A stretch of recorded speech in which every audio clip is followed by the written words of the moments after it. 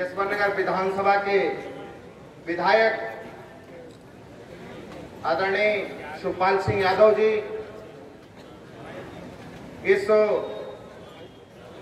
सम्मेलन की अध्यक्षता कर रहे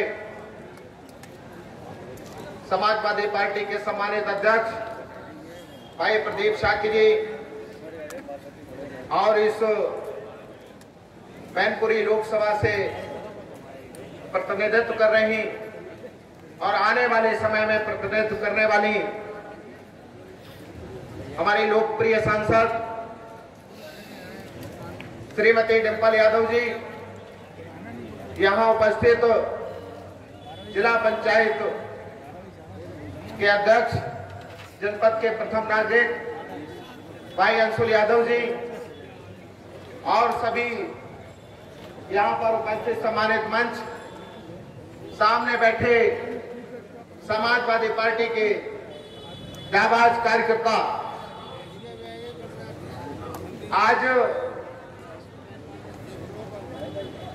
दो विचारधाराओं के बीच की लड़ाई है। ये चुनावी युद्ध में एक विचारधारा वो विचारधारा है जो संविधान को बचाना चाहती है, एक विचारधारा वो विचारधारा है जो भाई से भाई को जोड़ने का काम करने का काम कर रही है, एक विचारधारा वो विचारधारा है जो देश को जोड़ने का काम कर रही है, एक विचारधारा वो विचारधारा है जो युवाओं के हक की लड़ाई लड़ने का काम करती है, युवाओं को रोजगार देने का काम करती, रोजगार दिलाने का काम कर रही है। और एक विचारधारा वो विचारधारा है जो संविधान को मिटाने का काम करने जा रही है।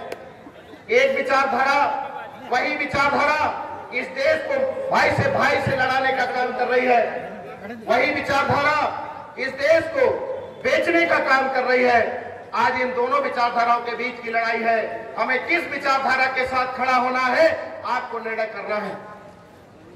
हमें उस विचारधारा के साथ खड़ा होना है जो जोड़ने का काम कर रही है, या उस विचारधारा के साथ खड़ा होना है जो तोड़ने का काम कर रही है। मैं कहना चाहता हूं, इस देश में जब 2014 में बहुत सारे नारे दिए गए और हर वर्ग के लिए नारे दिए गए, ये कहा गया, किसानों से कहा गया कि हम एमएसपी के माध्यम से हम आपकी आय को दुगना करेंगे। लेकिन आज जब किसान आंदोलन करता है, किसान जब आप अपने हक की लड़ाई लड़ने का काम करता है, तो उनके सामने कीले लगा दिए जाते हैं, उनके ऊपर पानी की बौछार की जाती है, उनको उनके आंसू के गैस के गोले छोड़े जाते हैं और वो अपने हक की लड़ाई के लिए वहीं पर बैठ जाता है। कई किसान शहीद हो जाते हैं।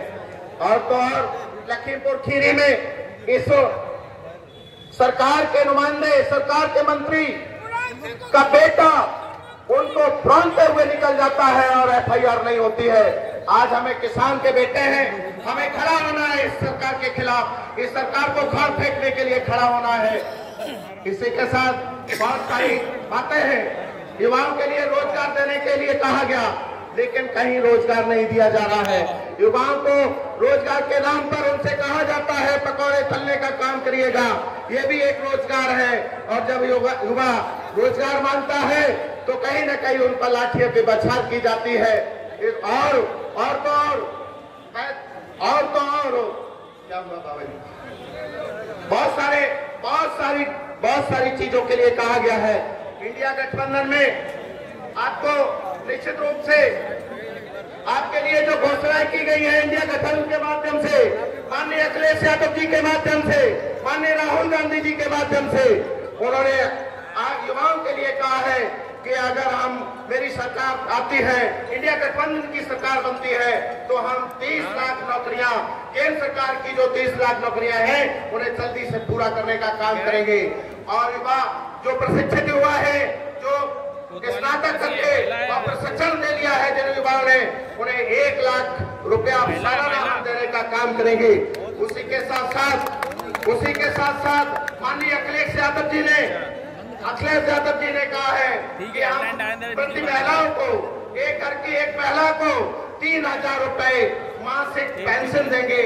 और उन्होंने कहा है कि उसके साथ साथ हम आटा, हम 500 रुपए का आटा और 500 रुपए का डाटा भी फ्री करेंगे, ये उन्होंने घोषणा की है।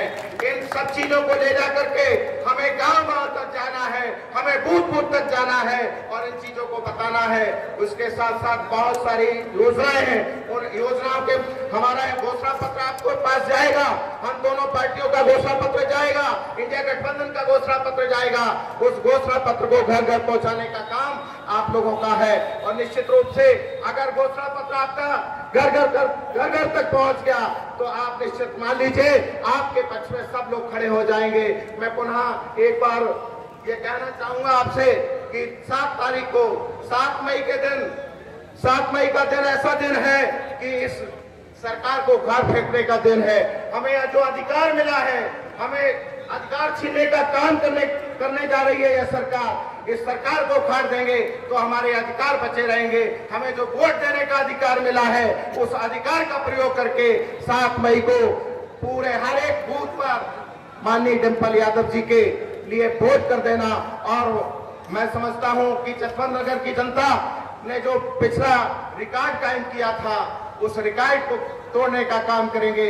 इन्हीं शब्दों के साथ मैं आपसे पुनः एक बार अपील करता हूं कि 7 मई के दिन आप जाकर के अपने बूथ पर जाकर के साइकिल का बटन दबा करके आदरणीय डिम्पल जी को भारी मतों से विजयी बनाने का काम करेंगे। धन्यवाद। इन्हीं शब्दों के साथ अपनी वाणी को विराम देते हैं। जय हिंद, जय भारत, जय कांग्रेस, जय समाजवाद।